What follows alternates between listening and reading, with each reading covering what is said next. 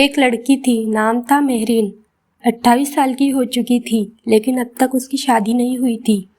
نہ اس میں کوئی کمی تھی، نہ اس کے اخلاق میں کوئی خرابی۔ وہ پڑھی لکھی، حیا والی اور سمجھدار لڑکی تھی، بس دنیا کی نظر میں اس کا چہرہ خوبصورت نہیں تھا۔ اس کے گھر والے کوشش کرتے رہے کہ اسے ایک اچھا رشتہ ملے، لیکن ہر بار کوئی نہ کوئی بہانہ بنا دیتا۔ کبھی کوئی کہتا لڑکی تو بہت سیدھی ہے لیکن رنگ تھوڑا سانولا ہے، تو کوئی کہتا اچھی ہے پر دہیج کتنا دے سکتے ہو۔ مہرین مسکرا کر سب سن لیتی، پھر رات کو جب سب سو جاتے وہ تکیے میں منہ چھپا کر روتی۔ اس کا دل کہتا یا اللہ، کیا میری قیمت صرف چہرے سے لگائی جائیں گی؟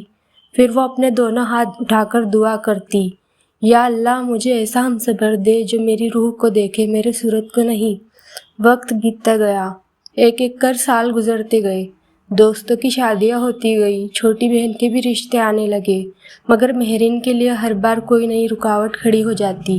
کبھی پیسے کی بات، کبھی روپ کی، کبھی کسی کی پسند نہیں آئی کی وجہ۔ پھر ایک دن ایک نیا رشتہ آیا۔ لڑکی کا نام تھا زید۔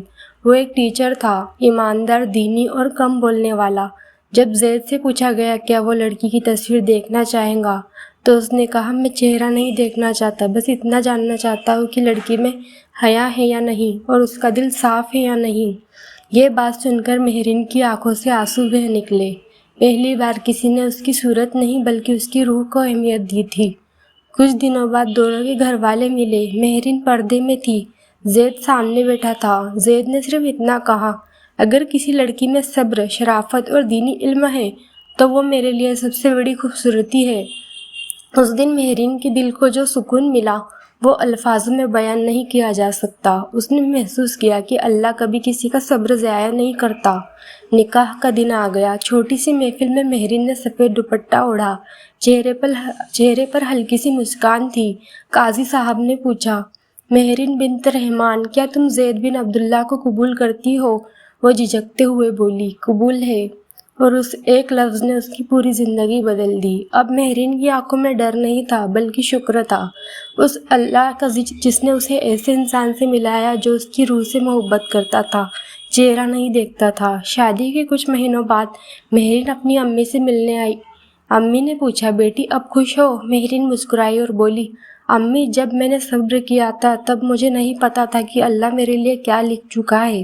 اب سمجھ آئی، اللہ دیر کرتا ہے مگر دیتا وہی ہے جو سب سے بہتر ہوتا ہے۔ اس کی زندگی اب ایک مثال بن گئی تھی۔ لوگ کہتے دیکھو وہ وہی مہرین ہے جس کی شادی نہیں ہو رہی تھی، اور اب سب کہتے کتنی خوشی اور کتنا سکون ہے اس کے چہرے پر۔ مہرین کہتی اگر کوئی چیز دیر سے ملے تو سمجھ لو کہ اللہ نے اسے تمہارے لیے خاص بنایا ہے۔